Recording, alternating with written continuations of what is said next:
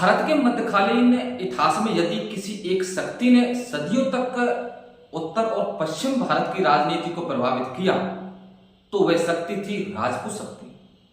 किले उन्हीं के थे, मरुस्थल उन्हीं का था, उत्तर भारत के कई सामरिक मार्ग उनके नियंत्रण में थे। फिर प्रश्न उठता है कि इतनी शक्तिशाली योद्धा परंपरा धीरे धीरे कमजोर कैसे हुई?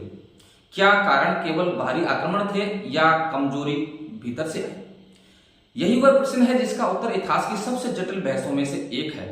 राजपूत शक्ति का पता एक दिन में नहीं हुआ, यह कई सदियों तक चली धीमी प्रक्रिया थी और इसका पहला कारण था राजनीतिक विखंडन, आंतरिक विभाजन। राजपूत केवल एक राज्य नहीं थे, वे अनेक स्वतंत्र वंशों और रियासतों में बटे थे। चौहान, सिसोदिया, राठौड़, परमार, सोलंकी, कछवाहा और अनेक अन्य। हर वंश शक्तिशाली था, लेकिन यही उनकी कमजोरी भी बन गया, क्योंकि वे एक व्यापक राजपूत पहचान साझा करते थे पर एकीकृत साम्राज्य बहुत कम बना सके। जब बाहरी आक्रमणकारी आते तो कई बार राजपूत राज्य एकजुट नहीं हो पाते, कुछ लड़ते, कुछ तटस्थ रहते, कुछ अवसर देखते और यही विभाजन उनकी सामूहिक शक्ति को कमजोर करता गया। सम्मान बनाम रणनीति। राजपूत संस्कृति में सम्मान और व्यक्तिगत वीरता का स्थान बहुत ऊंचा था।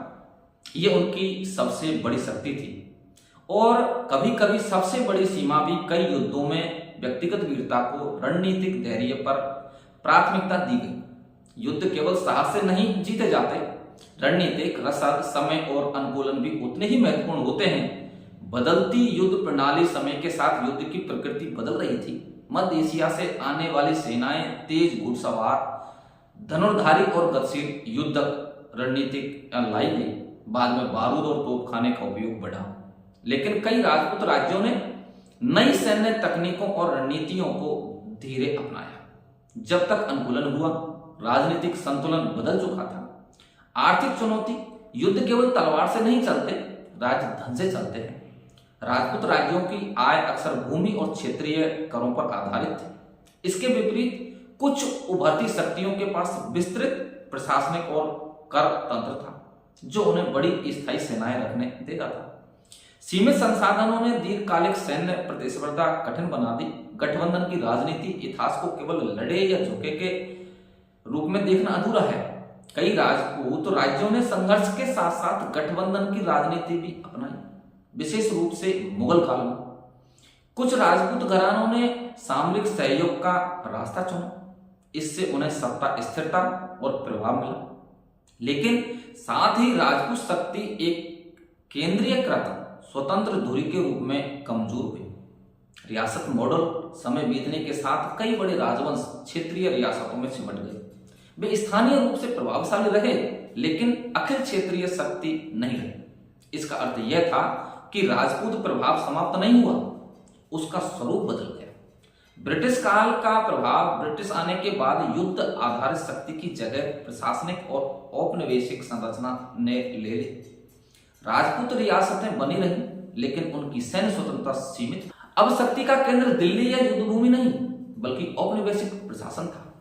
क्या राजपूत शक्ति वास्तव में गिरी? यह एक महत्वपूर्ण प्रश्न है। क्या राजपूत शक्ति समाप्त हुई या केवल उसका राजनीतिक रूप बदला? क्योंकि वे सेना में प्रभावशाली रहे, रियासतों में शासन करते रहे, सामाजिक प्रतिष्ठा बनाए रखी, सांस्कृतिक प्रभाव कायम रहा। इसलिए अधिक सटीक कथन यह है कि राजपूत शक्ति नष्ट नहीं हुई, उसका स्वरूप बदला। इतिहास का बड़ा सबक।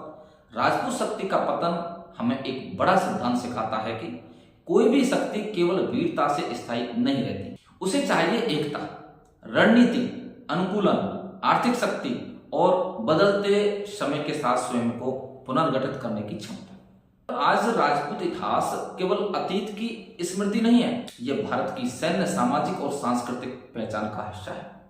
लेकिन इस इतिहास को समझना तभी संभव है जब हम वीरता के साथ साथ कमजोरियों को भी ईमानदारी से।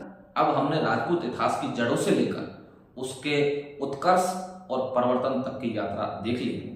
अगला हमारा स्वाभाविक प्रश्न है कि आधुनिक भारत में राजपूत समाज की स्थिति क्या है? राजपूत पहचान आज कैसे बदली।